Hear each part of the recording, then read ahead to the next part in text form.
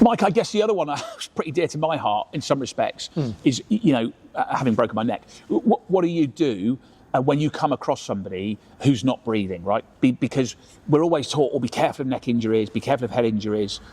You might do more harm than good if you come across somebody. So what's the reality of that, right? So I'm coming along and I see somebody, and maybe they're a motorcyclist or a mountain bike or whatever it might be, and they've got a helmet on and they're not breathing. What's the reality of doing kind of CPR in that situation? I always say go back to the basics. Okay, if someone's not breathing, you need to breathe for them. You need to help that casualty to breathe. If there's someone, let's take someone face down on the ground, okay?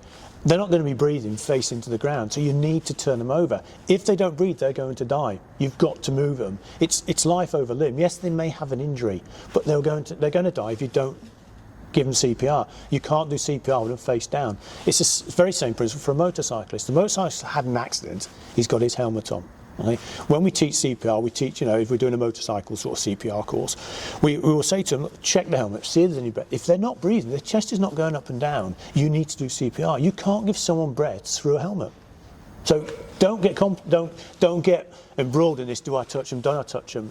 Go back to the basics. If they're not breathing, you've got to breathe for them. You've got to help them breathe. No, and that makes complete sense to me. And I think the biggest hesitation I've seen on the courses that I've been on with you is we deliberately sort of set people up, don't we? So we get people to have, or actors to have, cardiac arrest and stuff, like at the wheel of the motorhome or at the wheel of the van or whatever it might be.